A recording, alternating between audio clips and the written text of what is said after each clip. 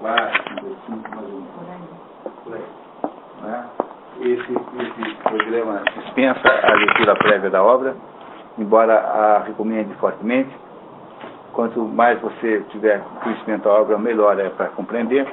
Mas como é difícil imaginar que isso poderá ser feito na prática, então, na prática, a gente tem aqui sempre um resumo da obra que a gente vai ler. No caso dos noivos, há aí uma vantagem, porque um dos grupos de leitura aqui do CODEP andou lendo os noivos, não é? Direto, você teve nesse grupo? Sim. Tá. Então, acho que aqui tem uma meia dúzia de pessoas, chega tanto, que já conhece os noivos, já leu a obra inteira. O grupo dos jovens também.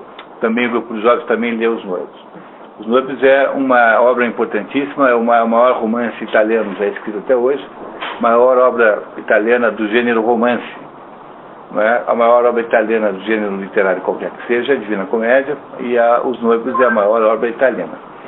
Há uma porção de comentários importantes a fazer sobre o autor e a sua época, que ajudam a explicar um pouquinho os noivos, porque os noivos, e Promessi Sposi em italiano, é uma obra associada às perturbações do século XIX. A Itália, em 1820, é dividida em 8 reinados. A Itália, tal como a gente já conhece hoje em dia, ela é uma entidade do final do século XIX.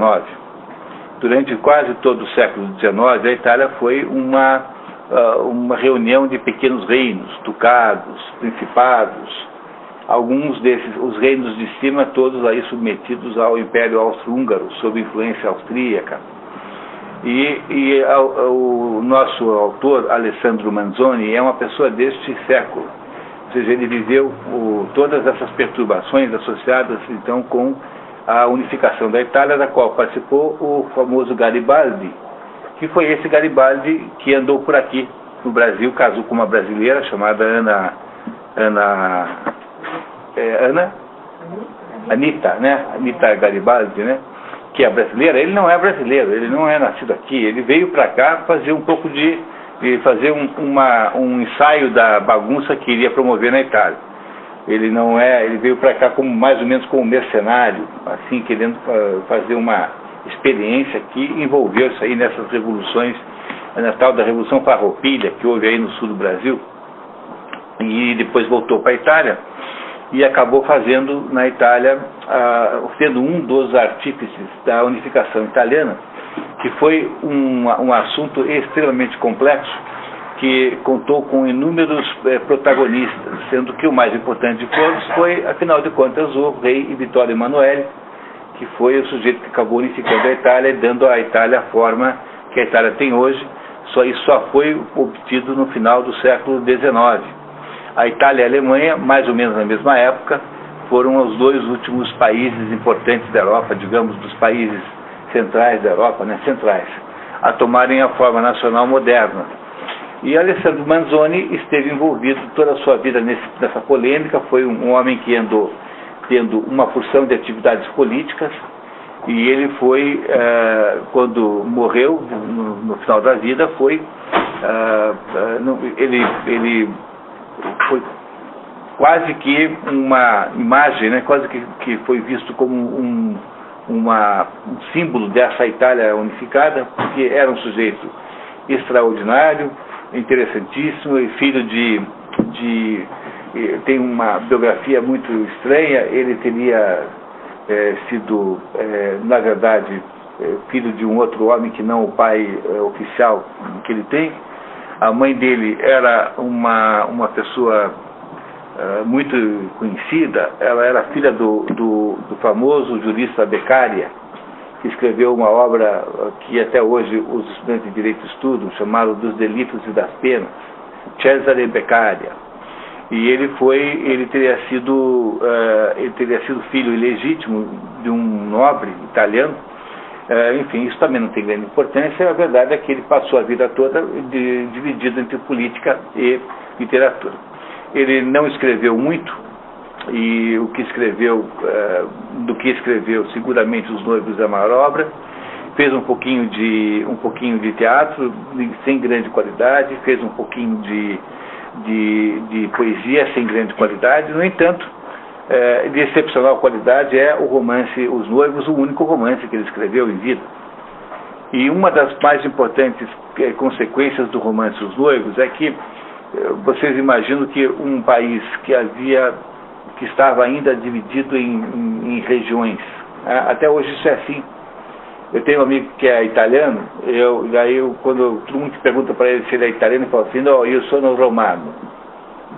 Quer dizer, eles não aceitam a generalidade, o termo genérico italiano ainda é resistido, né? Ainda se resiste aí na Itália até hoje. Tanto é que a gente não percebe isso, né? Porque nós temos uma imagem da Itália unificada, mas lá na Itália eles falam dialetos em cada uma daquelas regiões lá. Eles falam uma língua diferente, região a região, que nós aqui não temos, de que nós não temos muita consciência.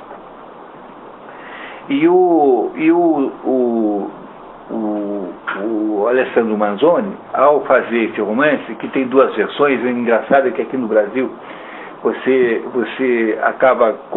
tem as duas para vender e são ligeiramente diferentes. Ele faz a primeira versão, não é, no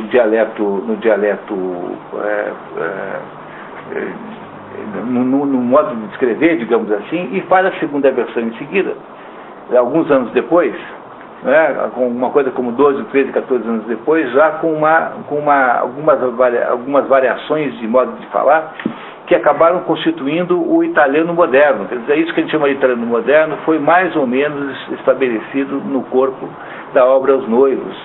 Por isso, essa obra aí na Itália tem uma importância gigantesca. Todo estudante secundarista na Itália tem que ler Os Noivos.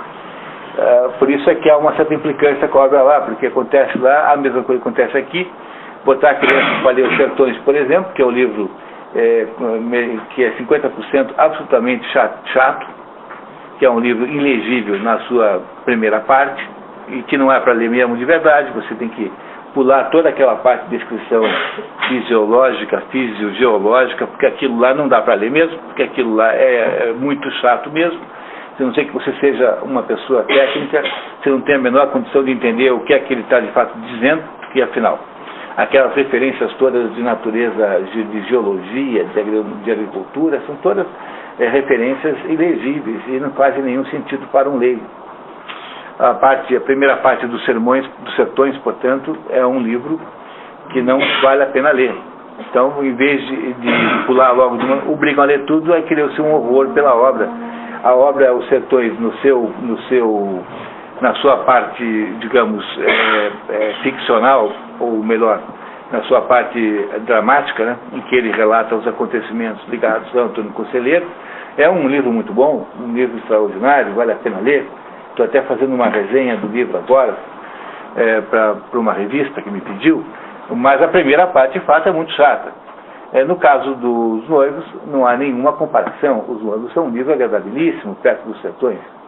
Agradabilíssimo, no entanto, pelo fato de ser obrigado a ler, como tudo que é obrigado é sempre um problema, não é? A maior maneira que há, o melhor de todas as atitudes que há com relação à leitura é você gostar, você querer ler o livro que você está lendo. Então, o fato de obrigar o livro na Itália criou, assim, em torno dos noivos também, uma certa má vontade por parte da juventude, aquele livro que todo mundo é obrigado a ler e não tem vontade de ler, e é por isso que muita gente não aproveita totalmente o valor do livro, o conteúdo do livro, que é magnífico e maravilhoso. Pois o Manzoni tornou-se uma pessoa tão importante na história da Itália, que quando ele morreu, logo em seguida o Verdi, Giuseppe Verdi, um compositor italiano, erudito, ele escreveu um requiem, um dos vários requiems que existem, é o de Verdi, um dos mais bonitos, na minha opinião. Eu gosto muito do requiem de Verdi, e teria dito que escreveu o requiem de Verdi especialmente para o Alessandro Manzoni. Tanto é que o requiem de Verdi é chamado frequentemente de requiem Manzoni. Tanto é a importância que Manzoni teve no século XIX. Manzoni é um indivíduo do século XIX numa Itália em formação, numa Itália, portanto, em organização, depois de muitos e muitos anos de fragmentação. Não é? Essa é a história, digamos, o mundo em que Manzoni viveu. E Manzoni esteve obviamente envolvido o tempo todo com o problema da unificação italiana. E como é que Manzoni lidou com isso? Bom, ele não foi um carbonário. O carbonário era um grupo de ativistas de estilo maçônico que lutavam a favor da unificação, às vezes com violência. Ele não foi um propagador da luta armada, enfim, ele foi um desses sujeitos que achavam que a unificação viria naturalmente, normalmente, se eles fossem inteligentes ao ponto de fazerem associações, ligações, como foi feito na Alemanha. A Alemanha fez muito bem. A Alemanha, que tinha a mesma situação, ela criou um negócio chamado Zollverein, que é a unificação alfandegária, e aí todos os produtos e serviços daqueles países ecos-alemães que havia ali, como na Itália, né, aquelas pequenas reinados, passaram a ter uma isenção tarifária, ou passaram a estarem subordinados ao mesmo regime tarifário, e a partir então da unificação econômica, unificaram politicamente a Alemanha. Manzoni queria alguma coisa assim também. É um homem muito sofisticado. Não é? A mãe dele, que era uma mulher dessas mulheres deslumbrantes da sociedade, aquela mulher que num dado momento da vida, do momento em que ela vive, né, é considerada a mulher mais desejável, mais cobiçada da sociedade. Ela separou do pai de Manzoni, mesmo porque, né, havia provavelmente ali uma certa prática de fidelidade, ao que tudo indica, e foi morar em Paris. Ele ficou com o pai, porque pela lei italiana ele podia ficar com o pai, tinha direito de mantê-lo, e quando o pai morre, ele então vai para Paris, e a mãe então, a mãe de Alessandro Manzoni, dava umas festas maravilhosas. Ela tinha um apartamento na Place Vendôme. Place Vendôme, hoje em dia, não tem mais apartamento. Acho que talvez tenha. Mas é onde ficam aqueles joalheiros riquíssimos. É uma praça maravilhosa no centro de Paris. Toda cercada das melhores joalherias mais caras do mundo. Era um lugar, naquela época, já um lugar assim chiquérrimo. Essa é Alessandro Manzoni. Alessandro Manzoni, ao contrário do que podia parecer, não desenvolveu os traços de personalidade da sua mãe, tornou-se um sujeito absolutamente generoso. Teve um dado momento em que ele foi enganado ele não foi enganado, uma pessoa que cuidava dos negócios da herança, deu lá um golpe, ele ficou sem nada, teve que vender as propriedades, e entregou a safra para os camponeses. Fez todos os atos que você puder imaginar de grandeza pessoal, Alessandro Manzoni fez. Tratava-se, portanto, de uma pessoa especialíssima. E escreveu um livro que é um monumento de grandeza humana, chamado Os Noivos, que é esse livro que eu tenho muito prazer de ler com vocês hoje, aqui. E voltando só ao ponto que eu estava falando, os noivos representam uma contribuição de Alessandro Manzoni para o problema da unificação da Itália. Porque a história que é contada nos noivos é a história de um casal, de dois jovens, né, de um rapaz chamado Renzo e de uma mulher de uma menina chamada Lucia, né? Renzo e Lucia, que são dois jovens que só querem uma única coisa na vida. Eles querem casar um com o outro. Eles, eles não querem muito, né? Porque afinal, um objetivo de casar, desejo de casar, não é parece a vocês que é uma pretensão muito grande, muito exigente na vida? Parece que não, né? Não é de todos os objetivos humanos o mais difícil.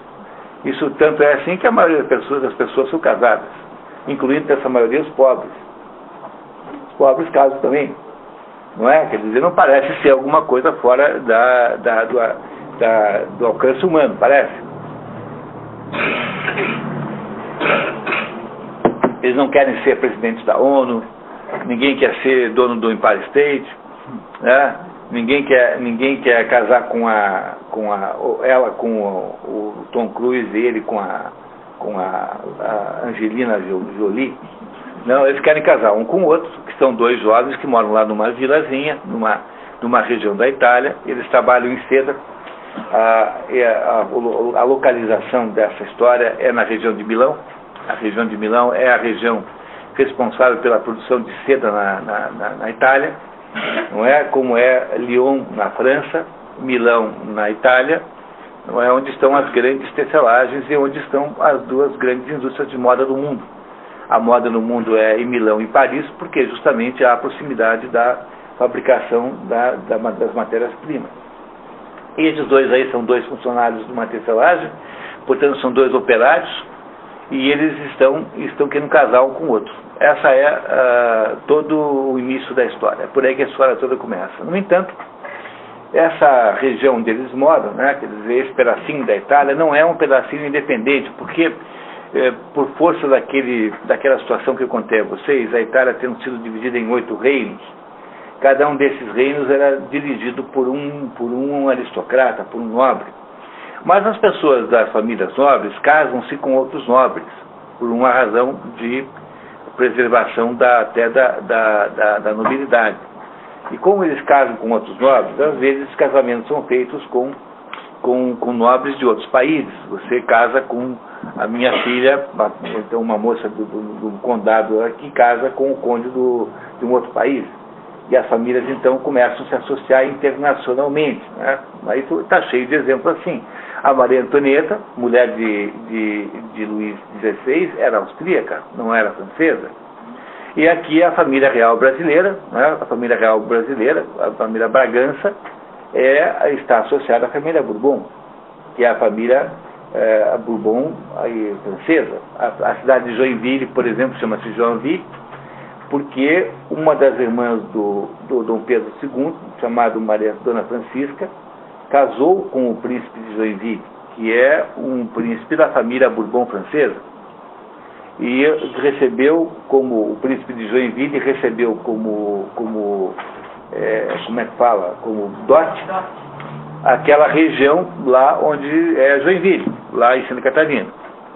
Não é? E eles lá então, e aí como em seguida a esses acontecimentos, há aqueles distúrbios europeus de 1848, Joinville foi fundada no dia 13 de março de 1851. E em 48 houve aqueles distúrbios lá enormes que fizeram, então, acabaram com o que havia de nobreza na França. O príncipe de Joinville teve que sair correndo, fugido, nunca tinha estado aqui, não é? Já era casado com a Dona Francisca. E Dom Pedro I, não Dom Pedro II, desculpa. E teve que vender aquela gleba que tinha aqui no Brasil para alguém, e vendeu para um sujeito chamado Schroeder, que loteou aquilo e vendeu para os alemães que foram lá para Joinville. Então o príncipe de Joinville nunca esteve em Joinville, mas a origem da cidade está associada a essa ligação que há entre a família real brasileira e a família real francesa. Por que isso é assim? Porque os príncipes, as pessoas casam entre as famílias. Por uma força de um casamento desse, nessa localidade nesse reino onde acontece a história, na Itália, esse reino era governado pelos espanhóis, os espanhóis da família dos Filipes. Filipe II tinha sido o maior de todos os governantes espanhóis, no tempo em que a Espanha teve o seu maior poder relativo. Não é? No tempo em que a Espanha mais ou menos dominou todo o Mediterrâneo. E estamos falando aí do século XVI. A Espanha, depois disso, teve Filipe III, Filipe IV, etc., todos eles abaixo do valor e da importância de Filipe II. E por uma razão, isso tudo é absolutamente histórico, e aliás é preciso que eu não esqueça de contar para vocês que o romance Os Noivos o gênero do romance Os Noivos, o subgênero, é romance histórico. O que é um romance histórico? O romance histórico é um tipo de romance que foi inventado por um inglês chamado Walter Scott. Todo mundo conhece o Walter Scott porque escreveu aquele famoso romance Ivanhoé, que aqui a gente no Brasil chama de Ivanhoé, mas que na verdade é Ivanhoe. O Ivanhoe, que é a personagem, quem tem assim uma certa idade já, lembra que tinha na televisão um seriado do Ivanhoé, não tinha quem perdesse o Ivanhoé. O Ivanhoé tem um seriado na televisão, em preto e branco ainda. Pois o Ivanhoé, que na verdade chama-se Ivanhoe, não é? Esse é uma personagem de Walter Scott. Foi o Walter Scott que inventou. né, essa ideia de pegar situações históricas reais e criar um enredo fictício. Não é? O Ivanhoe existiu. As circunstâncias políticas que ele viveu existiram. Agora, claro que o romance que ele tem lá com a fulana e que é atrapalhado pelo Beltrano, e não sei, isso tudo é invenção do artista. Compreenderam?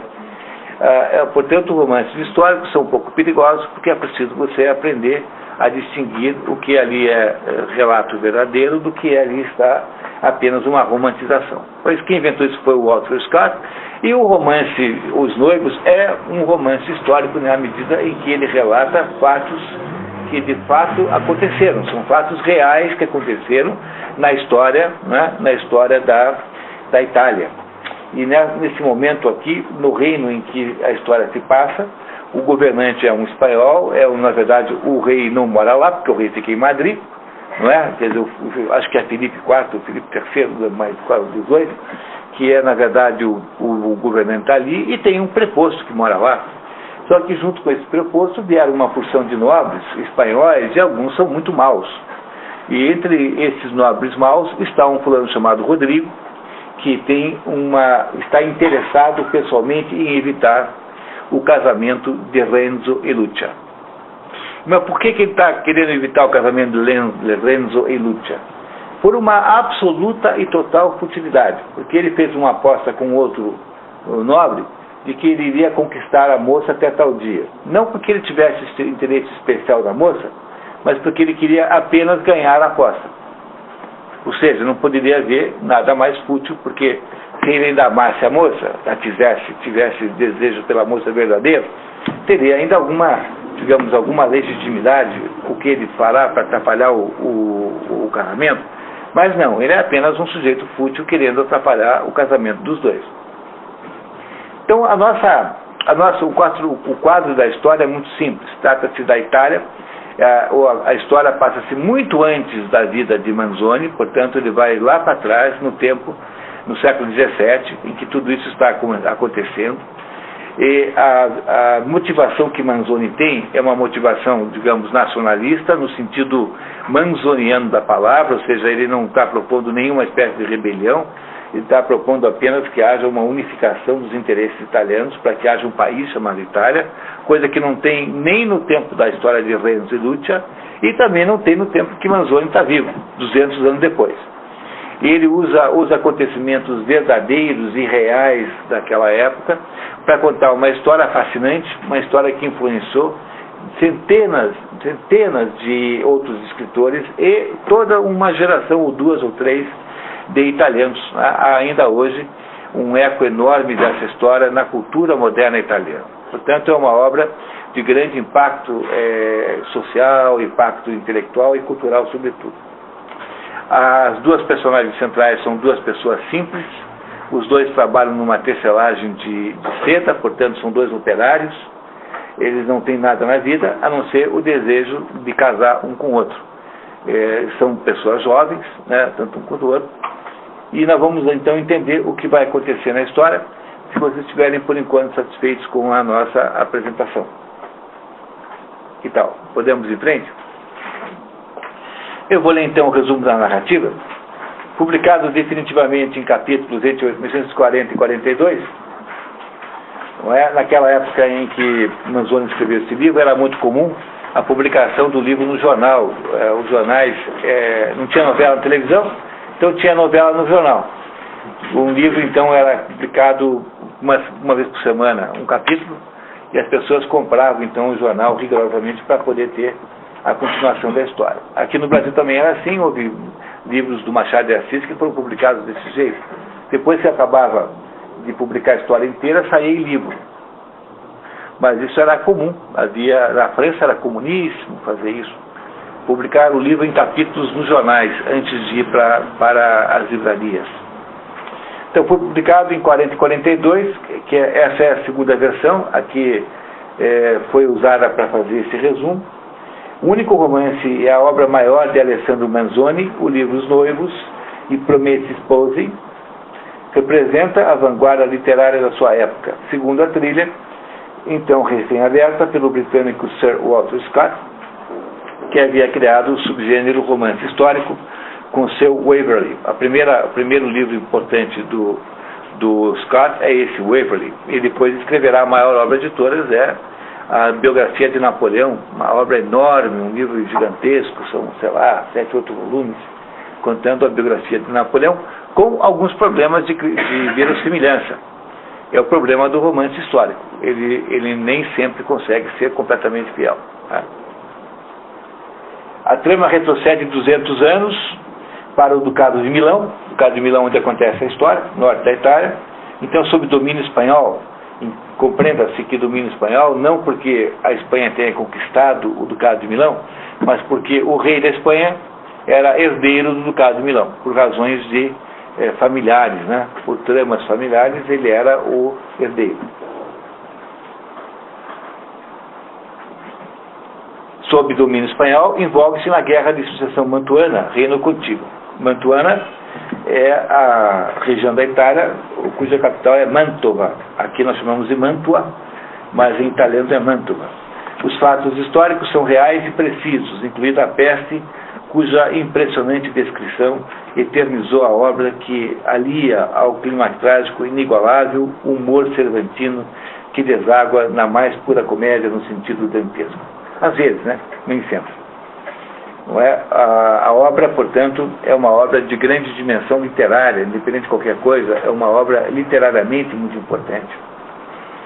Na história, as personagens principais, Renzo, Tramalino e Lucia Mondela, tendeiros de seda, pretendem se casar, mas são impedidos por um sem número de obstáculos e atos do destino.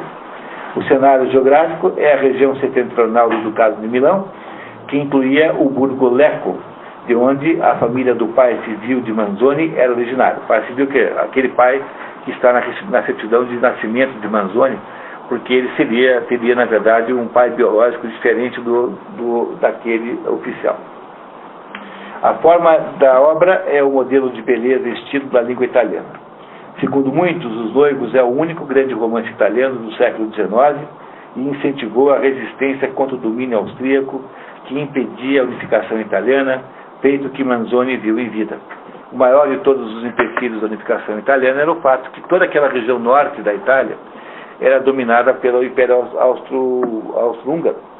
Tanto é que as cidades do norte da Itália, todas têm nomes alemães também. Por exemplo, Veneza é Venedig. Você tem Milão, é Mailand. Então você tem nomes alemães que são usados até hoje no mundo para as cidades do norte da Itália. Eram todas cidades que estiveram sob o domínio austro-húngaro, portanto austríaco. Foi preciso esperar. Não foi preciso esperar a queda do Império Austro-Húngaro, que isso aconteceu na Primeira Guerra Mundial em 17, para que isso pudesse se resolver. Já no final do século XIX, depois de muita encrenca, houve finalmente a reintegração do território italiano. E a Itália, aí, antes do final do século XIX, já estava unificada. Mas Manzoni viu isso e morreu em seguida. Manzoni morre em 73. E a unificação da Itália é mais ou menos por aí, 70, por aí, 1870, por aí, 71. A trama de Os Noivos teria sido inspirada num manuscrito anônimo do século XVII. Benedetto Croce dele disse ser uma obra-prima de toda a humanidade. E Otmar de Carpo, o maior intelectual que já existiu no Brasil, disse que se trata do maior romance histórico que já se escreveu. Tendo em vista que há uma concorrência de Walter Scott, por exemplo, e vindo de quem vem esse elogio, eu acho que é um elogio que merece muita consideração. Que tal? Podemos começar? Eu queria pedir ajuda a Inês, né? Inês, você nos ajuda, por favor? O problema de hoje é que a Inês e eu estamos gripados, né? E isso fará uma sinfonia de tosses e espirros, que eu espero que seja pelo menos harmônica, porque, né, pelo menos com uma certa musicalidade. Então vamos lá. Né? E você está bem? Tudo bem. Tá? Então está certo. Você tomou seu remédio? Eu também tomei o mesmo, exatamente. Muito bem, então vamos lá. Os noivos é essa história. E promesse expose, quer dizer, os esposos prometidos. Né? Ou seja, o conceito de noivo é esse. O noivado é isso, prometer um casamento ao outro. Não é? Essa é a ideia do noivado. Todo mundo certo aí? Então a nossa história passa-se mais ou menos em 1600 alguma coisa, num ducado de Milão, que era dirigido por um espanhol e que aqui, numa cidade muito pequena do ducado de Milão, acontece essa trama envolvendo essas duas pessoas. Inês, por favor, capítulo 1. O narrador começa a situar o leitor na geografia das populações do Ducado de Milão. O Ducado de Milão, que existiu de 1395 a 1797, passou por diversos domínios estrangeiros, entre eles o dos Filipes de Espanha, entre 1554 e 1706. Olha como durou isso, pessoal. Durou 400 anos, o Ducado de Milão. Quer dizer, durante 400 anos, a região de Milão foi um país autônomo da Itália. Olha, uma enormidade de tempo, né? 400 anos durou o Ducado de Milão. Aí, em 1797, não é, passou para outro domínio antes de virar Itália, né? É isso, quer dizer, já virou Itália em 1700, virou muito antes da unificação. Transformou-se em Itália muito antes, passou para o Império Austro-Húngaro. Não é? É isso. Continuamos. No momento da trama, reina na Espanha Filipe IV, 1605-1665, representado em Milão pelo governador Gonçalo Fernandes de Córdoba. Portanto, o verdadeiro, digamos, dirigente do Ducado de Milão é Filipe IV, um dos reis, um dos Filipes, da linhagem dos Filipes da Espanha. Ducado de Milão, que acompanham as margens do lago de Como, de que Lecco é o mais populoso prestes a se tornar cidade. Quando ocorreram os fatos que nos dispomos a narrar, essa povoação era também um castelo e agraciada, portanto, com a honra de hospedar um comandante e a vantagem de possuir uma guarnição fixa de soldados espanhóis dados a cortejar as mulheres e as moças, a espancar os pais e os maridos, a depredar os vinhedos, aliviando assim aos campônios as fadigas da vindima. Essa é a ironia de Manzoni, né? Dados a estragar os vinhedos de modo que não é preciso mais fazer a colheita, né? Porque não tem o que colher, né? Por uma das estradas da região vinha na tarde de 7 de novembro de 1628 o cura local, Padre Abondio. Como é comum no Brasil, a tradução confunde os diversos critérios nacionais para o uso do título honorífico dom, do latim dominum. Segundo Napoleão Mendes de Almeida, em português só se chamam dom o bispo, o arcebispo, os descendentes das casas reais portuguesas e brasileiras, os monges beneditinos e personagens consagrados como Dom Juan. Só um minutinho. Em português, portanto, só quem tem direito de chamar dom é quem tem uma dessas quatro condições. Só. Dom, portanto, não é e como na Itália. Então, quando você diz Dom Bosco, por exemplo, em português Dom Bosco não faz nenhum sentido, porque em italiano Dom é todo quanto é padre chama Dom. Então, aqui em português, Dom Bosco tinha que chamar Padre Bosco. Qualquer coisa que é Dom Bosco aqui, se fosse traduzido corretamente, teria que ser traduzido por Padre Bosco. No entanto, a gente coloca aqui, quando a gente continua botando aqui Dom Bosco no Brasil, quando traz o italiano Dom Bosco e continua com Dom Bosco, nós estamos promovendo o Padre Bosco a bispo sem que ele tenha sido informado de tanto.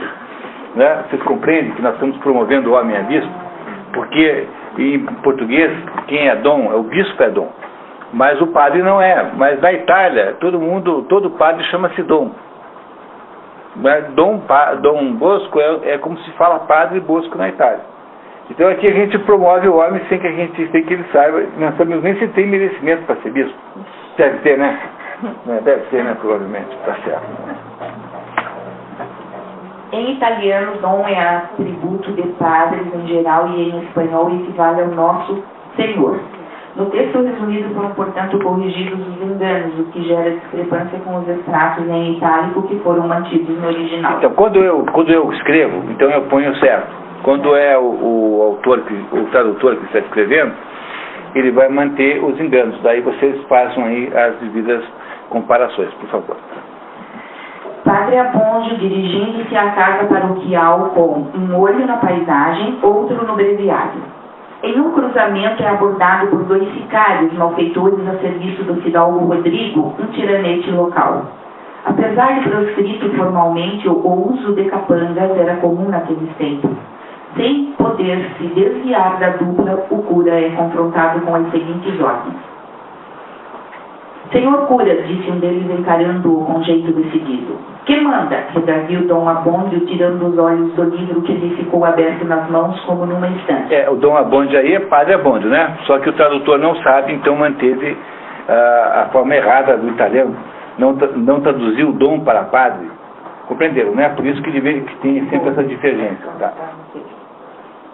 O senhor tenciona, prosseguiu o outro com ar ameaçador e colérico de quem surpreende um subalterno prestes a cometer uma indignidade. O senhor tenciona casar amanhã Renzo Tramalino e Lúcia Mondella? Isto é, protestou o cura com voz trêmula, isto é, os senhores são homens de sociedade? Sabem como ocorrem essas coisas? O cura nada tem com isso. Os namorados fazem as suas mixórdias e depois procuram o padre, como quem vai receber dinheiro ao banco. E nós somos servidores da comuna. Pois bem, cochichou-lhe o capanga ao ouvido em tom grave e autoritário, esse casamento não se realizará, nem amanhã, nem nunca. Pronto. Daí o impasse. Quer dizer, o padre combinou de casar o Renzo e a Lúcia no dia seguinte, mas apareceu agora um malfeitor lá, um capanga, um gangster, né? Uma coisa assim, dizendo que proibindo o padre de casar os dois. Qual é a obrigação do padre? Casá-los. Dizer assim, olha, meu amigo, sinto muito. Quem manda aqui é a igreja, eu sou o representante, portanto vai casar só porque eu quero que case. Eles querem, então eu caso. Mas o Dom Abondio, ou o Padre Abondio, infelizmente não tem essa atitude. Você verá que trata-se aí de uma personagem de excepcional e extraordinária covardia, uma das personagens mais covardes da literatura de todos os tempos. Esse Padre Abondio tem a vantagem de ser engraçado, né, porque é o covarde engraçado, pelo menos tem isso, né? Agora vai ficar na dúvida sobre se casa ou não casa o casal, né? Os dois meninos, né? Então vamos ver como é que vai esse negócio vai muito mal. Começa muito mal, tá? Ameaçado de morte e sem saber o que fazer, Padre Abondio enveredou pelo atalho que levava à casa paroquial, movendo a custo as pernas quase torcidas. O narrador nota que o cura não havia nascido com fígados de leão. Ou seja, com coragem. Sobretudo naquela sociedade em que quem usasse a libré de uma família soberba e poderosa gozava de plena liberdade de ação e podia zombar-se de todas as leis. Na casa paroquial, com o semblante transtornado, o padre pede uma taça de vinho à criada perpétua. Engole o conteúdo todo num trago, com dificuldades, conta o ocorrido à aia, que recomenda que ele procure o arcebispo. Um santo homem e um homem de pulso que não tem medo de ninguém. Só para entender como funciona a Igreja Católica já nessa época funcionava com base de regiões, a base de regiões administrativas chamadas dioceses. Cada diocese é dirigida por um bispo. Quando a diocese passa de uma certa quantidade de habitantes, ela passa a se chamar arquidiocese, o que não implica em nenhum aumento de importância, a não ser apenas um aumento de responsabilidade. Dentro dessa arquidiocese existem padres em paróquias. As arquidioceses são divididas em paróquias. Em cada paróquia tem um ou mais padres, ou pode não ter nenhum também. Pode ter uma paróquia em que o padre do vizinho é que cuida, assim por diante. Aí esses bispos e arcebispos, quando são muitos, e muitos no Brasil, por exemplo, acho que já são mais de 400, 500, não sei quantos são muitos. Aqui no Paraná, quantos tem? Tem uns 10, 12, né? Alguma coisa assim, aqui no Paraná, de bispos e arcebispos. Tem um bispo aqui em Paranavaí, por exemplo, né? Não é isso?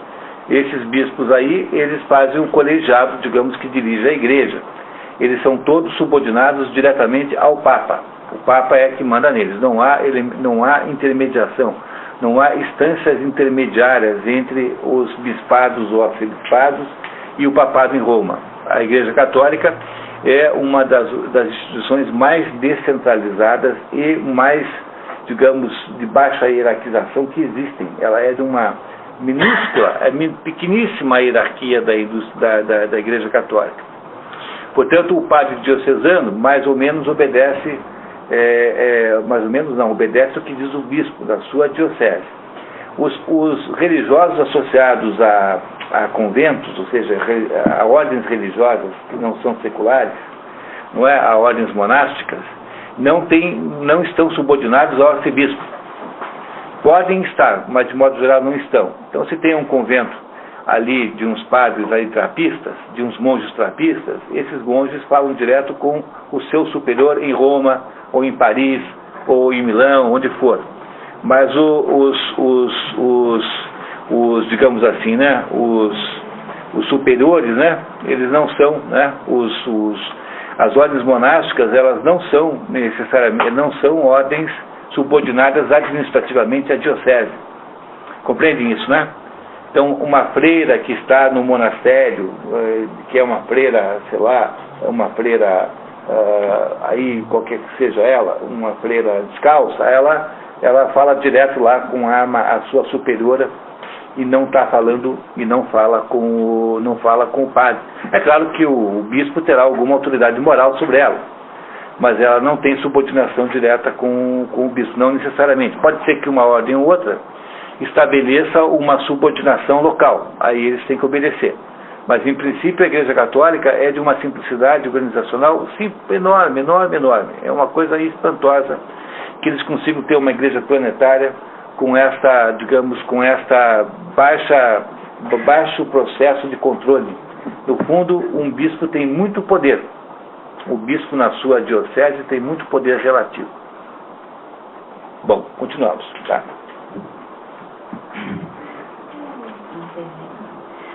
O padre perde a noite pensando no casamento no dia seguinte.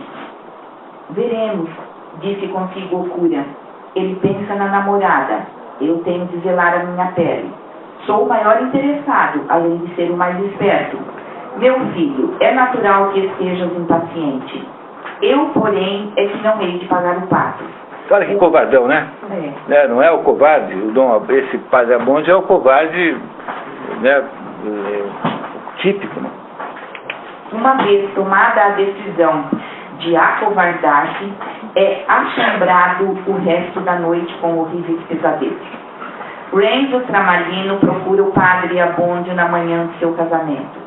O rapaz, com 20 anos, era fiandeiro de cedo e possuía uma chacrinha que recebera de herança e onde morava. Dá-se o seguinte diálogo. Venho, senhor cura, saber a que horas lhe convém que estejamos na igreja. Em que dia? Como em que dia? Não se lembra de que marcamos para hoje? Hoje, redarguiu Dom Abbondio com fingida estranheza. Hoje, tenha paciência, mas hoje não posso. Não pode? O que aconteceu? Antes de tudo, não estou bom, como vê. Lamento, mas o que tem a fazer é tão rápido e tão simples. Depois o quê? Depois há umas trapalhadas. Umas trapalhadas? Que trapalhadas? Se você estivesse no meu lugar, saberia os enredos que nascem desses assuntos, as contas que somos obrigados a prestar. Eu sou muito condescendente. Trato logo de remover os obstáculos, de facilitar tudo, de satisfazer os desejos alheios. E descubro a minha obrigação. Depois apuro repreensões ou coisa pior. Mas, em nome do céu, não me deixe assim aflito. Diga de uma vez o que há. Sabe você quantas e quantas formalidades são necessárias para celebrar direito um casamento? Alegando precisar examinar todos os possíveis impedimentos, error conditio votum conatio, crimen cultus disparis vis ordo ligamen honestas sis affinis, pede ao noivo que tenha paciência. Alguns dias, meu filho, não são a eternidade. Então, o padre, de fato, não vai casar o casal no dia seguinte. E dá como desculpa a burocracia do direito canônico, porque o direito canônico estabelece uma porção de regras. Na prática, obviamente, que ninguém faz essa investigação toda, embora existam condições pelas quais um casamento pode ser desmanchado, não é? Religiosamente falando, não civilmente falando. Civilmente é outro conjunto de condições, mas religiosamente também há condições pelas quais um casamento pode ser desmanchado. Então o padre, na verdade, só está querendo fazer um pouco de onda para fingir, né? O padre está querendo apenas ganhar tempo para ver se consegue salvar a pele, porque ele não quer confrontar lá o desejo do Dom Rodrigo, que é aquele tirano que está querendo impedir o casamento dos dois. Não é isso? Está claro isso, né? Muito bem, então continuamos.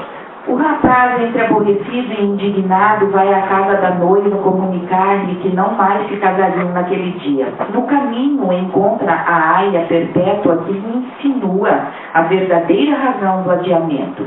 Renzo volta à casa paroquial, entra, tira a chave da porta e obriga o padre a lhe contar com quem estava impedindo o casório. O padre acaba contando a verdade, enquanto Renzo ouvia entre o furioso e desorientado, imóvel e cabisbaixo. Muita razão, porque afinal de contas, né? O que ele fez lá para o outro, o que poderia haver nesse casamento de tão incômodo para que o outro tente impedir, não é? São duas pessoas pobres, dois jovens pobres querendo casar. Isso é alguma coisa muito... É pedir muito? É, por acaso, uma meta muito audaciosa na vida? Não é nada muito audacioso. É uma coisa meio natural, assim, muito... que todo mundo acaba fazendo. A maioria das pessoas casa. Né? A maioria das pessoas se casam, a maioria. Não é? Portanto, não parece ser uma coisa muito excepcional, fora do comum.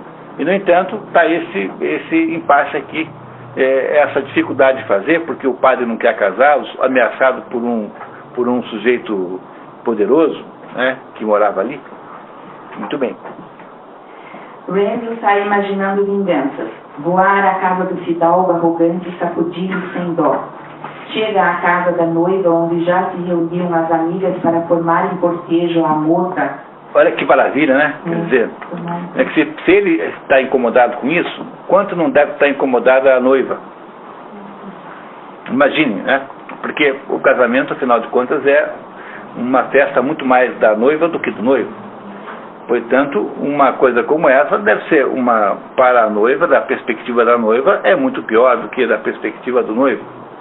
Né? Naturalmente é assim, né? Lúcia, uma bela moça de tez clara e cabelos negros, vê Renzo com o rosto desfigurado de raiva e ouve as notícias. Ela reage como se aquele fato não fosse o primeiro. Até a esse ponto, se dispensa as amigas alegando que o cura estava doente. Sorte que é gente pobre, né? Porque é uma festa de casamento muito improvisada, quer dizer, não é um negócio complicado, né? É chato, mas afinal é contornável. Mas vamos ver se eles vão conseguir casar. O esforço de casar continua. Vamos ver para onde é que vai. Lúcia, em prantos, confessa a Renzo e a sua mãe, Dona Inês, que dias antes, voltando da fiação, havia encontrado na estrada o senhor Rodrigo e outro fidalgo, que viria a ser o conde Atílio, primo daquele. Os dois teriam falado baixo entre si e dito: apostemos. Lúcia havia relatado o encontro a Frei Cristóvão, frade capuchinho, que a havia aconselhado a apressar o casamento e não sair de casa. Então, nessa história, duas personagens novas. O primeiro é o padre que é a Inês, que é a mãe da Lúcia, que nós não conhecemos ainda, né? Ela não tem pai, ela é órfã de pai, não é? E é o padre, o Frei Cristóvão, que não é um padre, é um frade, portanto é ligado a um monastério, Frei Cristóvão, que passa a ser amigo do casal, ou seja, ele representará, digamos, comparativamente ao padre Abôndio, que o padre Abôndio representa a covardia e a falta total de capacidade de cumprir a sua missão, esse Frei Cristóvão representa exatamente o contrário, tá? Então ele será uma compensação, digamos, uma contraposição polarizada à covardia do primeiro. Então, essas duas personagens aí são muito importantes. Tá? Continuamos. Renzo, indignado, quer fugir com ela imediatamente, mas ela o lembra de que eles ainda não são marido e mulher. Dona Inês sugere que Renzo procure um advogado em Leco, conhecido popular e debochadamente por Rábula, pagando-o com os 4 galos sacrificados para o casamento, já que não convém procurar esses senhores com as mãos vazias. E o casamento seria teatro. Veja que coisa, né? A festa de casamento é composta de 4 galos. Modesto, né? E esse Rábula é o nome que se dava antigamente para o advogado sem curso superior. Tinha antigamente um advogado não formado, como também tinha dentista não formado, que eram situações que eram toleradas, assim, hoje em dia não pode mais, né? Mas já houve tempo que isso existiu. Então eles vão lá falar com o advogado para ver e como se o advogado ajudaria judicialmente a enfrentar esse impasse que estão vivendo aí. E vão dar para o advogado os 4 galos de presente como pagamento pelos honorários do profissional, né? Vamos ver. Em Leco, Renzo conta a história ao tal Rábula, mas ouve dele desaforos e desacatos. Conte isso aos seus iguais, e não a um homem de bem que sabe avaliar suas histórias. Retire-se, ande, nem sabe o que diz. Não me meto com moleques, não quero saber de intrigas e lérias tolas. Lérias, lero, né? Portanto, esse advogado aí parece que é da turma lá do Rodrigo. Por isso é que comportou-se assim. As mulheres são informadas do resultado da consulta ao advogado. Lúcia diz: algum santo há de valer-nos. Renzo sai, atormentado, repetindo: sempre há justiça no mundo. Sobre essa atitude, o narrador diz: prova evidente de que o homem desvairado pela dor não sabe deveras o que diz. Porque, de acordo com o narrador, nem sempre há justiça no mundo.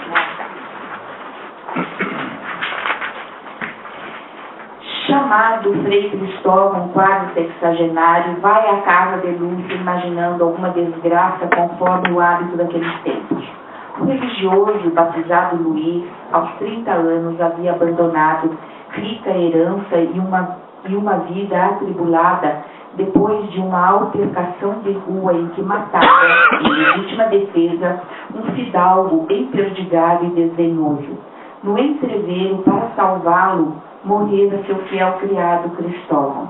Abalado pelo episódio, Luís se havia decidido pela vida religiosa, doando seu patrimônio para a viúva e 8 filhos do empregado e tomando para si o nome religioso de Cristóvão. Morava desde então no convento de Pescarenico, na região. Pescarenico. Então, aí você tem a história do Frei Cristóvão, um sujeito que era um nobre e que matou uma outra pessoa, e salvo pelo seu empregado, que morreu, né, na briga, e ele dá tudo que tem para a viúva e vai ser monge. E bota para si mesmo o nome de Cristóvão. Quando você entra na vida monástica ou na vida religiosa, você troca o nome. Por razões simbólicas, você está mudando de vida. Portanto, você não é mais a mesma pessoa. Não é? É o mesmo efeito que tem a roupa branca para o candidato e para a noiva. O branco do vestido de noiva não significa virgindade, significa apenas que ela muda do estado de solteira para o estado de casada, que é uma mudança extraordinariamente grande na vida de uma mulher, porque ela muda de família.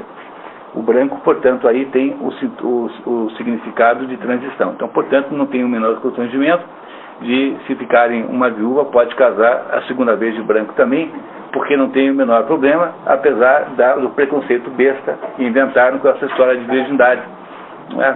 Que não tem cabimento nenhum. Não é? É isso? Continuamos.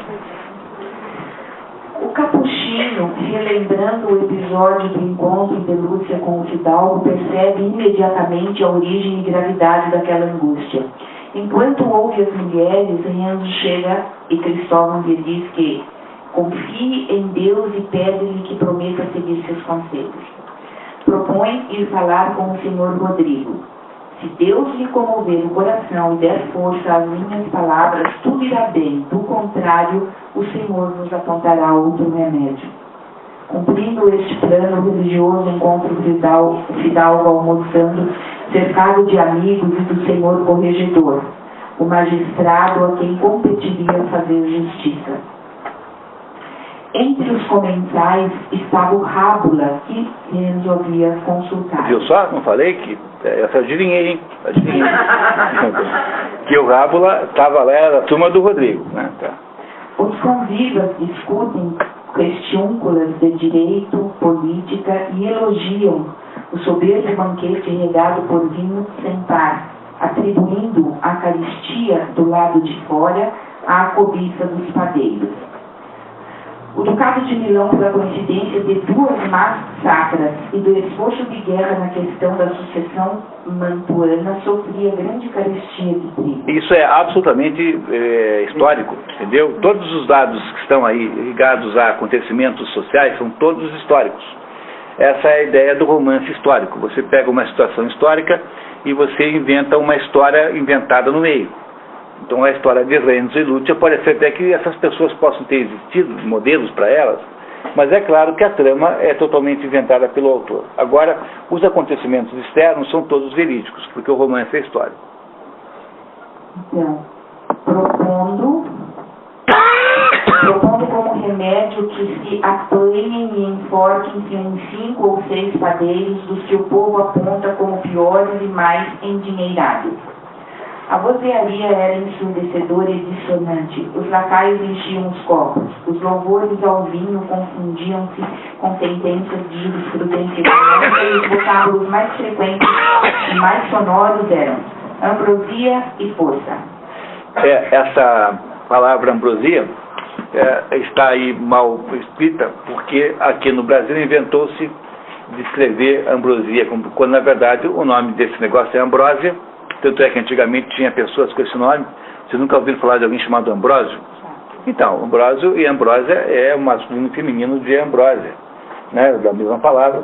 Ambrósia é uma substância, é uma comida que os deuses comiam, modernamente um certo doce. Tem um certo doce chamado ambrósia, mas aí inventaram, não sei por que razão, chamar isso de ambrosia. Ambrosia é besteira, a expressão correta em português é ambrósia.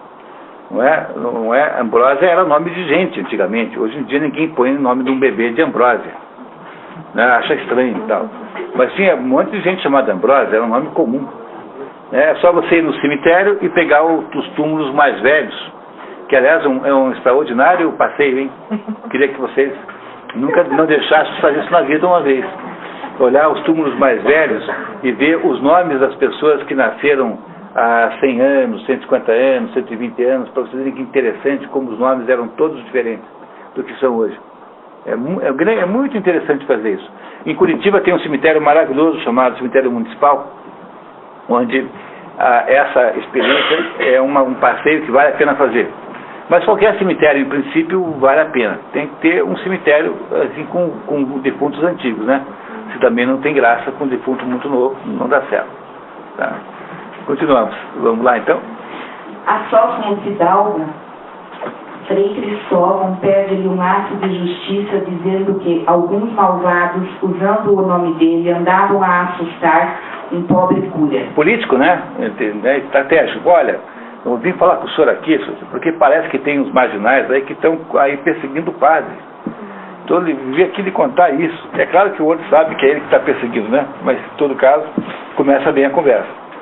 Como o castelão resiste, o frágil lembra que os gemidos, as queixas do pobre chegam ao céu. A inocência é poderosa.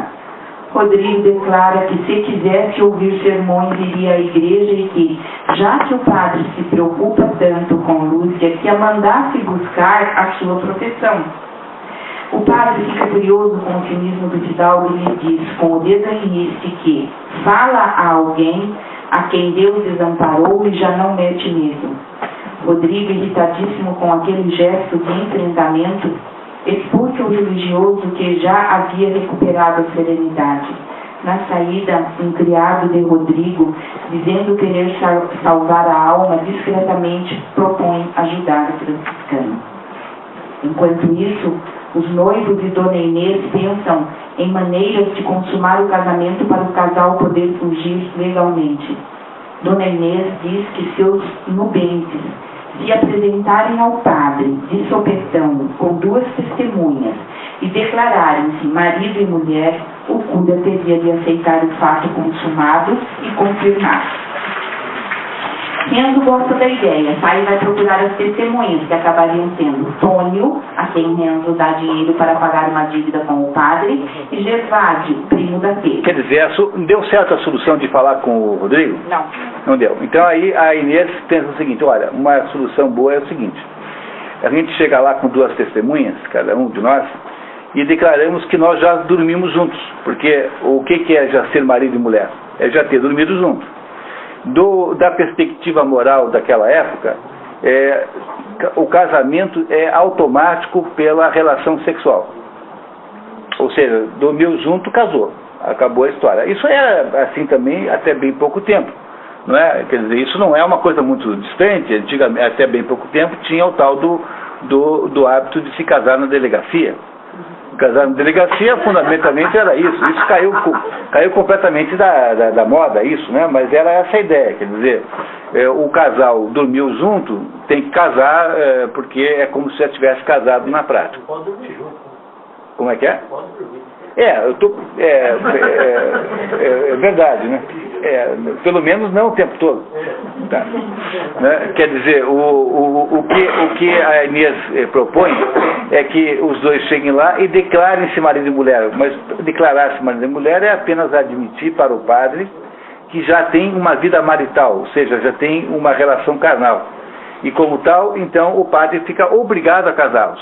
Seria uma estratégia para tentar obrigar o padre a casar o casal, né?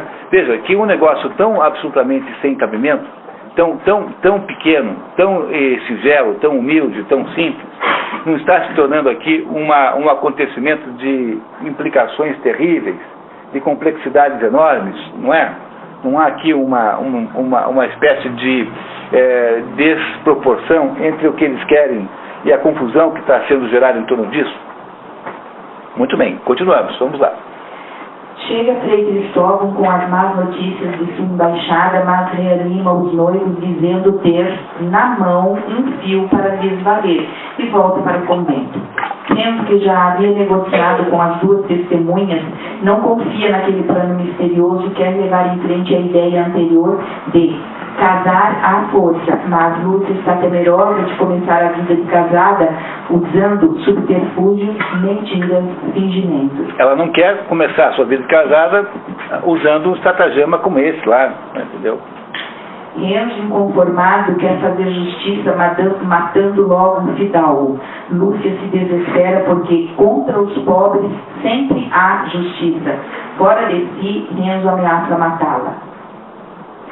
Você não será minha mulher, mas também não será dele. Trazido à serenidade pelas mulheres, que acabam concordando com a ideia do casamento forçado, Renzo combina com elas que estejam prontas ao toque do Ângelo. Até muito pouco tempo, a vida de uma cidade era dirigida pelos diversos toques, ou seja, os diversos momentos em que o sino da igreja toca durante o dia. Então, o sino da igreja toca em determinados momentos, especialmente, que cada momento desse tem um nome, né? Essa orquestração da vida humana pelo símbolo da igreja, pelo sino da igreja, era o ritmo pelo qual a vida medieval funcionava. Hoje a gente não tem mais isso, né? As igrejas não têm mais toques simbólicos e tocam de hora em hora, né? Bom, ainda toca aqui, ainda bem, né? Pois é, mas isso numa cidade grande já não tem mais, quer dizer, você toca de hora em hora para o pessoal acertar o relógio. Por que a igreja toca? Por que tem o sino da igreja? Porque é para acertar o relógio, para saber que são 4 da tarde, ou 5, ou 6, ou 7, ou 8, ou 9. Mas antigamente era assim, embora essa história não seja medieval, durante muito tempo era assim que funcionava o ritmo da vida humana, ou seja, a vida humana na cidade ela era mais ou menos orquestrada pelos diversos passos religiosos que iam estabelecendo os passos da vida das pessoas. Vamos lá então. Enquanto isso, no castelo, o senhor Rodrigo e seu primo, o conde Atílio, conversavam sobre a aposta. A aposta consistia em que Lúcia, até o dia de São Martinho, 11 de novembro, deveria estar no palácio de Rodrigo. Se ela não viesse, seria vencedor o conde Atílio. O conde debocha de Rodrigo, insinuando que o padre o havia convertido. Preocupado, no outro dia, Rodrigo chama seu sicário mais fiel, Griso, e lhe diz que Lúcia teria de estar no seu palácio antes do dia seguinte. Sicário é capanga, né? Capanga. A ideia era raptar Lúcia naquela noite mesmo, assustar Dona Inês e dar em Renzo tremenda surra para desestimulá-lo de ir à justiça proclamar suas razões, e que não a maltratasse. Estes preparativos chegam ao ouvido do criado aliado que vai alertar Frei Cristóvão. Enquanto isso, cumprindo o plano, os sicários do fidalgo escondem-se em uma casa tida por mal assombrada e cuidadosamente vão se infiltrando na vila. De fato, Renzo, num restaurante jantando almôndegas com as testemunhas, Tônio e Gervásio, repara na presença de sujeitos estranhos que indagam ao taberneiro sobre ele. Bom, então aí o Rodrigo, né, querendo não perder a aposta, combina então esse rapto da garota, e só que ele não sabe que ele foi ouvido, e aquele criado que é amigo do Frei Cristóvão, que quer salvar a sua alma, avisa o Frei Cristóvão que vai haver aquele golpe, né, aquele rapto. Não é isso? E agora então vai acontecer uma ação muito importante na história, que é, vamos ver se dá certo a tentativa de rapto que fazem então do casal, né? Do casal não, da Lúcia, né? Não é? Tem que raptar a Lúcia. Quando entardece, depois do Ângelus, Renzo e companheiros dirigem-se para a casa de Dona Inês, de onde, todos juntos, vão à casa paroquial. Tônio, usando a desculpa de pagar a dívida ao padre, convence Perpétua a chamar o cura em tão inusitada hora.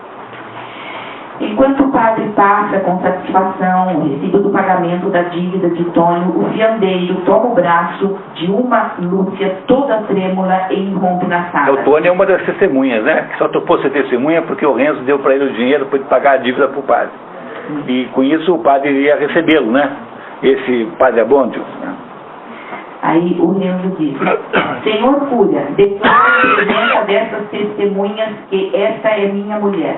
Quando Lúcia vai dizer o mesmo, o padre tapa-lhe a boca, deixa cair o candeeiro e grita: Perpétua, Perpétua, socorro, traição. Dá para imaginar a cena? Ela querendo dizer assim: eu também sou... O padre, porque não pode falar de jeito nenhum, porque se ela disser isso, ele ficou obrigado a casar os dois, e o padre tem que impedi-la então de declarar que ela é mulher do Renzo. Não é? Então, uma cena absolutamente de cervantina, é isso que está aí no início dito como cena cervantina, uma cena de pastelão, como só Cervantes foi capaz de fazer na literatura. Não é? Muito bem. Apagada a luz, estabeleceu-se na sala uma confusão invisível. O cura já encontrara às apalpadelas a porta de outra peça e trancara-se do outro lado, continuando a clamar por socorro. Mas é um covarde, né? Como é que pode? Renzo ainda o procurava, tateando no escuro como se brincasse de cabra cega, recomendando-lhe: Quieto, quieto, senhor cura, não faça algazarra. Lúcia gemia implorando: Vamos, pelo amor de Deus. E ao passo que Tônio rastejava de gatinhas, buscando no chão o recibo, Gervásio, excitado e assustadiço, procurava a saída. O sacristão Ambrósio, assustado, agarra-se ao sino de alarme e toda a cidade fica de pé. Há uma cena do Dom Quixote muito parecida com essa, que é uma cena numa taberna, em que, lembra da Maritornes? Em que o Dom Quixote supõe que a Maritornes estava indo lá namorá-lo, né? E aí começa uma briga, não é? Aquela briga da Maritornes, é exatamente como essa. Eu imagino que o Manzoni tenha se inspirado no Cervantes para fazer essa cena. É muito improvável que não tenha se inspirado. Enquanto isso, os sicários de Dom Rodrigo tomavam de assalto a casa de Dona Inês, onde não encontram ninguém, pressentindo algo errado, retiram-se rapidamente, quase em fuga. Deixando a paróquia, ansiosos por se porem a salvo, os noivos são interceptados por Domingos, um menino que trazia mensagem de Frei Cristóvão para que se refugiassem no mosteiro com urgência. Enquanto o casal, Dona Inês Mondela e Domingos, tomam um atalho para o mosteiro, populares chegam ao presbitério. O cura os pacifica, interessado em esvaziar o assunto, mas um vizinho de Dona Inês diz à turba que gente armada iria matar um peregrino e a celeuma recomeça. Acudam, camaradas, ladrões ou bandidos, fogem como um romeiro, já saíram da vila, peguem os marotos. Chegando à casa de Dona Inês, a multidão vê marcas de arrombamento e julgam que as mulheres teriam sido raptadas. Como o milhastre arrebata os pintos. Chega a notícia, igualmente falsa, de que as mulheres tinham se refugiado a Lourdes e a multidão se dispersa. Vocês veem a confusão que gerou na cidade, né? A tal do duplo acontecimento, da tentativa de casar à força e da fracassada investida dos capangas do Rodrigo na casa do Dona Inês, que não conseguem achar a moça lá. Os fugitivos dispensam Domingos e chegam ao convento de Pescarênico, onde Frei Cristóvão os coloca imediatamente num transporte para fora da aldeia. Renzo iria para o mosteiro da Porta Oriental em Milão e as mulheres para um convento em Monza, no barco. Os passageiros iam calados, de quando em quando voltavam a cabeça num derradeiro olhar à paisagem riscada de zonas luminosas e de vastas sombras, de onde sobressaíam os povoados, as casas, as choupanas. O castelo de Dom Rodrigo, flanqueado do torreão, sobrelevava as choças amontoadas ao sopé do promontório, com a catadura feroz de um malvado, desperto entre criaturas adormecidas, a meditar crimes. Lúcia viu e estremeceu, baixou os olhos à aldeia. Reconhecendo a sua vivenda humilde, pousou a testa no braço e chorou silenciosamente. É uma cena muito triste, imagine, né? Veja, tudo isso começou por quê? Porque esses dois queriam se casar. Quer dizer, dois pobrezinhos, dois funcionários de uma tecelagem, duas pessoas humildes, querem se casar e, no entanto, já a essa altura, a confusão chegou a tal grau, né, que são obrigados a largar sua casa, sua família tal, e irem embora para um destino desconhecido, porque queriam fazer uma coisa tão simples e tão natural quanto se casar. Não é isso? Vamos em frente. Alguém não está entendendo a história? Tudo bem, né? Então tá, continuamos. O embate do Escaler contra a ribanceira despertou Lúcia do seu doloroso torpor. Saltando primeiro, Renzo ajudou as duas mulheres a desembarcarem e os três agradeceram melancolicamente o barqueiro. Dali, dirigiram-se por terra, ao que parece, segundo o narrador, a cidade de Monza, onde se hospedaram numa peça abrigada e quente. Munidos de carta de Frei Cristóvão, procuram o convento indicado, onde um religioso, ao ler a missiva, diz que tudo dependia de a senhora querer tomar este compromisso. A senhora era uma freira que vinha de poderosa estirpe milanesa e dominava a casa, mesmo não tendo títulos. Essa história aí, pessoal, gerou depois no imaginário literário italiano uma linha de erotismo que é a da monja pervertida, porque a tal da monja de Monza, La Monaca di Monza, em italiano fala assim. Há dentro da cultura italiana, refletida naqueles gibis, tem uma linhagem erótica de monjas que dirigem conventos e promovem assim orgias lésbicas, que fazem assim umas perversões, que são sadomasoquistas, e essa história toda nasceu neste livro aqui do Manzoni, com esta monja aqui nas mãos de quem a Lúcia vai cair daqui a alguns segundos. Entenderam como esse negócio está dando errado? Quer dizer, agora a Lúcia, para poder fugir do Rodrigo, cairá nas mãos desta monja, que depois é tão forte e tão impactante essa história contada aqui, que isso nasceu no imaginário de um moleque na Itália até hoje. Tem um imaginário erótico baseado nessas cenas que são contadas aqui. Não são cenas, assim, digamos, obscenas, né? Mas são cenas insinuantes, muito fortíssimas, e que nasceu toda uma cultura de um certo erotismo que só tem na Itália, que é tipicamente italiano. Nasceu desse livro aqui. Daí vocês veem também a importância que esse livro tem, né? Em 100 anos o que ele fez, em 150 anos. Continuamos, vamos lá.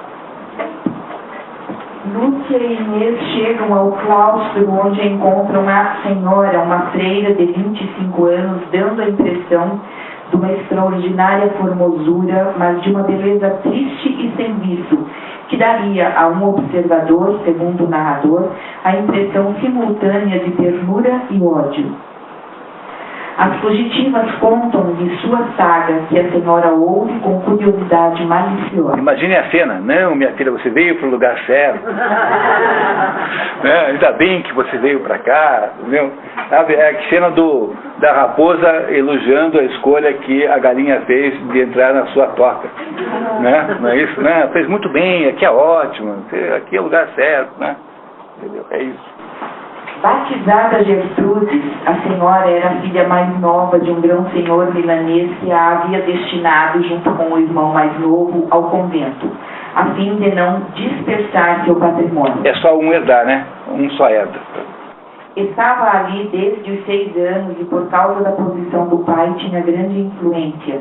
No entanto, no íntimo, anelava subtrair-se ao claustro, participando do fausto secular. Ela não tem vocação religiosa, embora esteja lá no convento, né? Sua religião, despida assim de sua essência, já não era religião, mas uma sombra como as demais. Segundo comentaristas, essa monja mônaca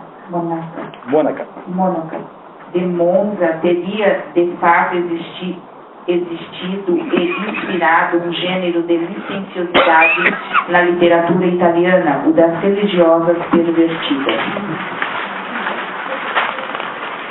Conforme a praxe, Gertrude havia passado 1 mês em casa antes dos votos para ter sua vocação avaliada por um padre examinador, o vigário das freiras. A contragosto, para agradar o pai, Gertrudes havia mentido ao vigário sobre sua vocação, apesar de uma saudade incessante da liberdade, o tédio de sua situação, o travo dos desejos que jamais lhe seria dado realizar. Exaltava-a e lhe doía a sua formosura inútil. Torturava-a a pensar em que a sua mocidade definaria num lento martírio. Gertrudes fora, logo após os votos, nomeada mestra de educandas, onde pode dar largas ao seu gênio despótico, aos seus caprichos malévolos, ora punindo as discípulas pelo mínimo deslize, ora excitando-lhes com artes diabólicas as turbulências. Veja, não era um bom lugar para a Lúcia ir parar, né? Não é isso? Veja, que desgraça, né? Ela só queria casar com o Renzo. Tudo que a menina queria era casar com o Renzo. E agora os dois são fugitivos, né, do Rodrigo, e agora a Lúcia não vai para o lugar mais, digamos, apropriado, né? Mas vamos lá. Na medida em que Gertrudes percebia o poder que tinha, passou a agir cada vez mais escandalosamente, incluindo fazer desaparecer uma freira que a ameaçara e envolver-se carnalmente com Egídio, um celerado libertino prisioneiro de certas dependências do mosteiro.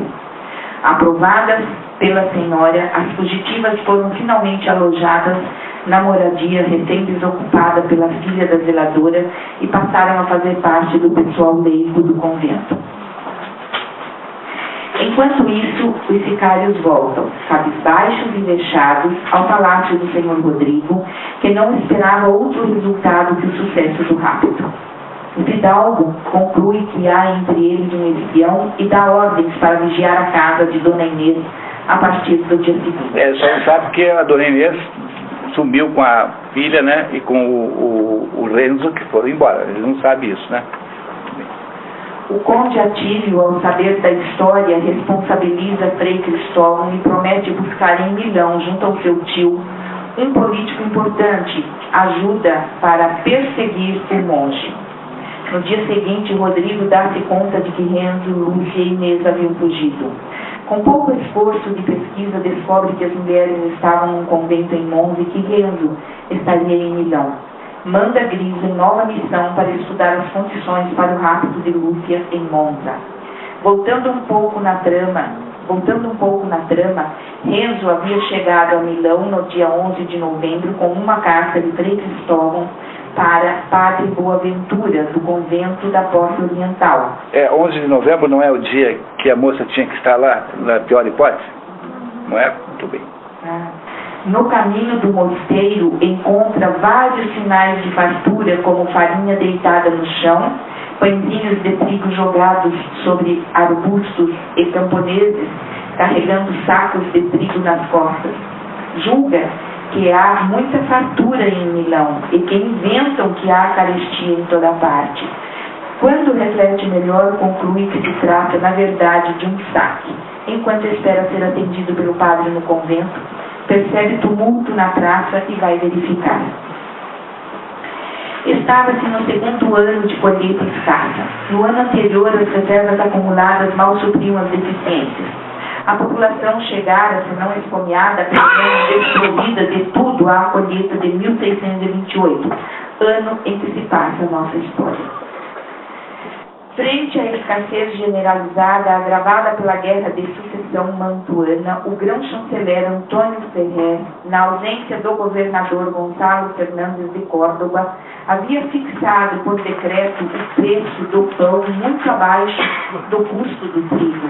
O povo rejubilou-se, mas os padeiros haviam pressionado as autoridades para a reparação da inflação. Naquele dia em que Renzo chegara a Milão, 11 de novembro, dia de São Martinho, dia do grande motim da carestia do trigo e do limite, para Lúcia estar no castelo de Rodrigo. O conde Atílio ganha a aposta. O grande motim de Milão, de fato, aconteceu. Todos os fatos externos são reais, porque o romance é histórico. Tá? Então, o motim aconteceu. Nesse dia, então, ficcionalmente, depois de ter deixado a noiva lá com a monja de Monza, não é? E ele agora vai, a noiva é a sogra, né? Futura sogra. E ele agora vai para Milão. Separam-se os dois, né? E vai lá tentar ir a um mosteiro que lhe daria guarida a pedido do Frei Cristóvão. O Frei Cristóvão, por sua vez, começará a ser perseguido direto de Milão, porque afinal o Frei Cristóvão é tido pelo Rodrigo como sendo o autor intelectual da fuga das mulheres. De fato foi, não é? Veja que complicação toda só para poder casar, não é? Muito bem, continuamos. Bom, naquele dia, então, em que Renzo chegara a Milão, o povo revoltado havia saqueado as padarias, apesar da intervenção da polícia. Aos poucos, a revolta se voltava para o vigário do abastecimento. Vigário do abastecimento era o nobre escolhido todos os anos pelo governador entre 6 fidalgos propostos pelos conselhos dos decuriões para garantir a oferta de alimentos. Tudo isso é histórico. A palavra vigário não deve nos assustar. A gente fala de vigário, de modo geral, para o padre que é titular da paróquia, mas vicarium significa aquele que está no lugar dele, aquele que, portanto, é o representante. Portanto, o vigário pode ser qualquer um. Não é qualquer pessoa pode ser vigário no sentido amplo da palavra, mas na prática a gente só usa para fins religiosos, então parece estranho falar em vigário. A gente pensa em padre, mas não é padre não. O vigário é aquele que está no lugar de outro, portanto é aquele que representa uma outra coisa, né? Tem uma questão vigarista, tem essa conotação também errada do nome? Pois é, boa pergunta, hein? Vigário, vigarista, pois é. É muito forte, por que que o vigarista ficou negativo, né? Não sei, boa pergunta. A primeira coisa que eu vou fazer que chegar em casa é procurar, saber. Tá? Ok? Muito bem. Na frente da casa do vigário do abastecimento, o motim crescia e a turba bradava por linchamento. Renzo mal podia dizer se observava ou condenava a pilhagem, mas a ideia de homicídio causara-lhe um horror inconfundível e imediato. Chega a polícia em contingente inferior ao necessário. A turma quis matar o tal do vigário do abastecimento, dizendo que é ele que é o responsável pela falta de trigo. Não é? Aí continuamos. Um velho de aspecto diabólico pretendia pendurar o vigário morto aos batentes do portão. Renzo intervém e é imediatamente acusado de ser espião do fidalgo. Cresce a hostilidade contra o fiandeiro, mas a turba se distrai pela chegada de uma escada com a qual se pretendia escalar o muro da casa. Invadi-la para linchar o homem, né? Quando tudo parecia perdido, chega Antônio Ferrer e o dignatário espanhol que havia reduzido o preço do pão. Passa pela multidão que o abulta, entra na casa e resgata o vigário, lívido e mole como um trapo, dando ao povo a desculpa de que o estava levando preso. Na carruagem, um homem, lívido, diz a Ferrer que iria viver numa gruta no cimo de um monte como um eremita, longe desta gente bestial. Bestial é uma expressão que dúbia, porque em Portugal bestial significa o contrário do que é aqui. Quando alguém é assim meio polêmico em Portugal, eles dizem assim, não se sabe se é uma besta ou se é bestial. Quer dizer, uma besta é um sujeito errado, né? E uma bestial é um sujeito genial, bacana. Então bestial também tem um sentido positivo quando você lê da perspectiva lusitana, né? Os portugueses falam assim, bestial para bom. Nesse caso, é derivativo de besta. Aqui é bestial no sentido de selvagem, né? Essa gente selvagem. Está lá o sujeito sair do trêmulo, quase foi linchado, né? Com aquela gente selvagem cercando a casa dele. Tudo isso o Renzo está vendo na hora que ele chega em Milão, no dia daquele grande motim que houve por causa do preço do pão. Não tinha pão, aí o preço subiu. Aí como subiu, o governo baixou um decreto dizendo que tinha que vender o pão barato, tipo o plano cruzado, assim. Para quem lembra desse negócio ainda. Aí como não tem o preço está barato, foram lá os padeiros reclamar, porque compravam caro, tinha que vender barato. Daí não tinha, daí mandou subir o preço. E aí está essa confusão toda lá, toda motivada pelo fato de que o governo está interferindo no assunto, né? Se não tem pão, o que vai fazer? Não adianta manipular o preço, não é? Mas continuamos, vamos lá. E ele está nessa confusão de curioso, né? Porque chegou ele largou a mulher lá com a monja e agora está lá em Milão olhando aquela bagunça toda, né? Muito assustado com aquilo tudo, tentando entender o que fazer com aquela situação toda. Porque ele estava com o bilhete para entregar, né? E ele saiu de lá da igreja, né? Que estava esperando. Ele foi para Milão para poder se hospedar lá num convento. Isso. Mas chega lá e encontra aquela confusão, os planos todos mudam, né? Dispersada a multidão e controlado o tumulto, Renzo retoma o caminho do mosteiro, mas ao encontrar na estrada um pequeno grupo que comentava os acontecimentos, discursa dramaticamente denunciando o conluio entre governantes e fidalgos. Propõe irem todos, no dia seguinte, procurar Ferrer, que lhe havia causado boa impressão, e mostrar àquele homem como correm as coisas. Os presentes, de modo geral, concordam, apesar das poucas vozes discordantes. Sim, agora qualquer maltrapilho merece ao orador. Acho que não foi uma boa ideia ele resolver se transformar, né, meter-se politicamente naquilo. Resolveu fazer um discurso na praça pública, né, e tomar providências, etc, etc. Logo, aqui as coisas parecem que vão ficar também ruins para o nosso amigo Renzo. Repare como tudo vai ficar complicado aqui. Um dos circunstantes, um espadeiro, acompanha Renzo até uma estalagem onde o vendeiro quer por força que ele preencha uma ficha de hóspede, obedecendo o edito recente. Uma ordem da polícia, né? Uma orientação. Renzo nega-se com argumentos de alta oratória. Os presentes o apoiam com estardalhaço. O fiandeiro come, bebe e discursa sobre medidas ideais para nunca deixar de faltar o pão, necessário para todos os de casa. Renzo continua bebendo e aprofundando os acessos de loquacidade, concentrando a atenção dos hóspedes. Então, uma situação como aquela bagunça toda. Aí tem um sujeito desconhecido, numa estalagem, já tendo bebido todas, fazendo uns discursos políticos. Será que isso vai acabar bem? Não vai, né? Muito bem, continuamos.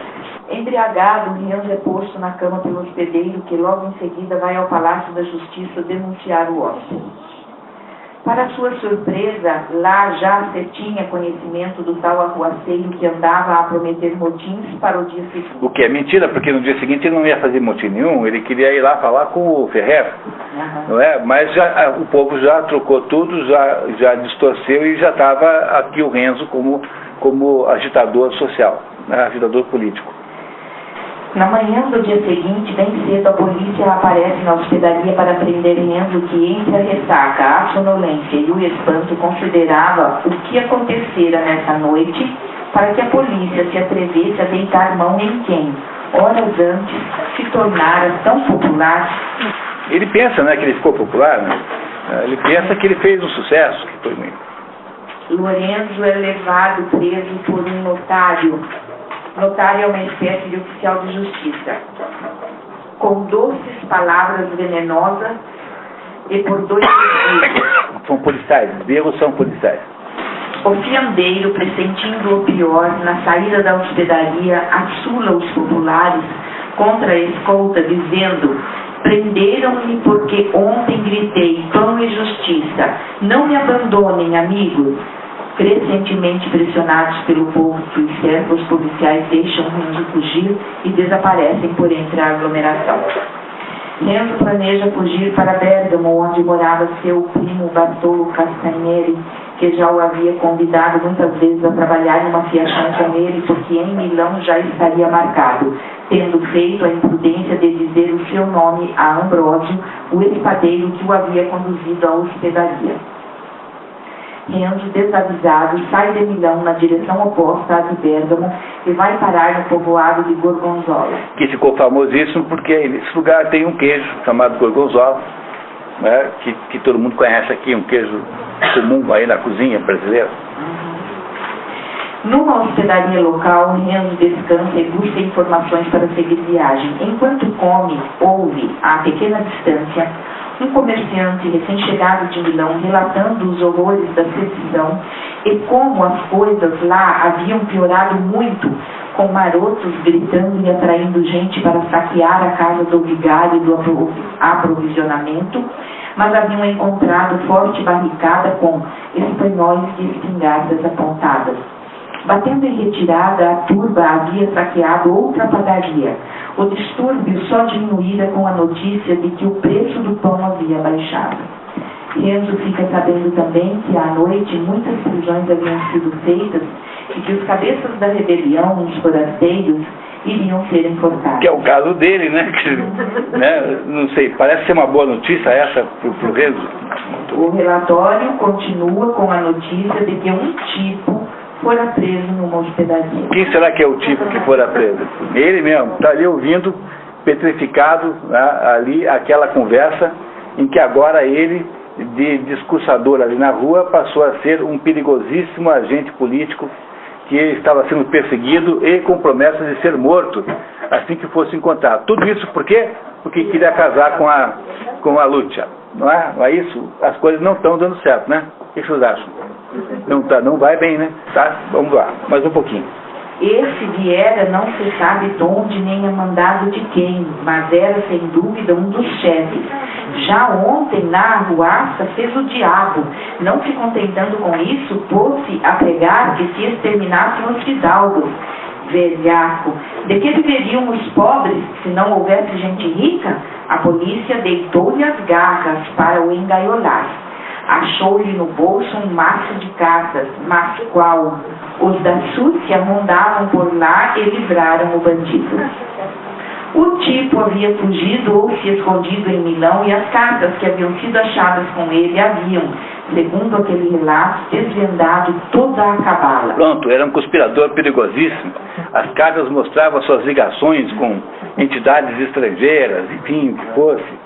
E agora ele está ouvindo isso, falarem dele, né? Está ali ouvindo, ali a poucos metros, ali naquele restaurante, no caminho para Bergamo, para onde ele está fugindo desesperadamente, em carreira desabalada. Não é? Muito bem. Renzo ouve tudo isso chumbado à cadeira, com medo de que concluíssem que o tipo era ele.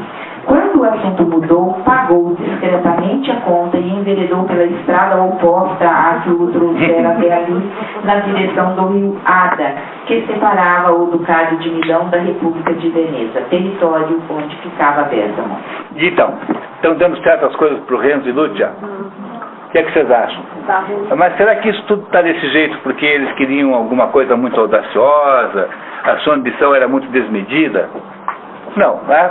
Dá para imaginar ambição menor do que essa? Não dá, é uma ambição absolutamente natural e modesta e humilde que pessoas comuns têm.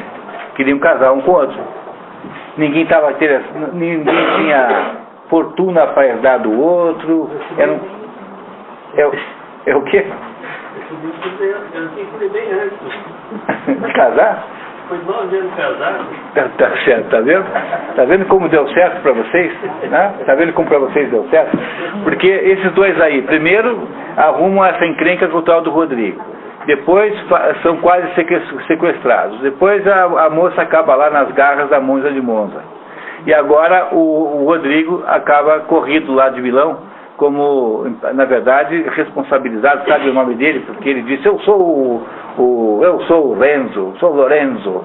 Né? Quer dizer, ele não fez todas as bravatas possíveis para comprometer-se o resto da vida com aquilo. De modo que agora ele é um proscrito da justiça, é alguém que provavelmente vai ser perseguido pela justiça. A mulher está lá, a noiva, coitada, está lá nas garras da Monja de Monza. E o Rodrigo ainda continua com vontade de vingar-se deles. Embora tenha perdido a aposta, continua com vontade de vingar. Será possível que possa acontecer alguma coisa pior do que isso para esse pobre casal? Certamente pode. E o que acontecerá de pior com esse nós saberemos só depois do nosso intervalo, daqui a 15 minutos. Vamos lá então? Tá. Então. Todo mundo conhece a história, né? Mas a maioria não conhece, né, mano? Porque não é em pendrive com as gravações, né?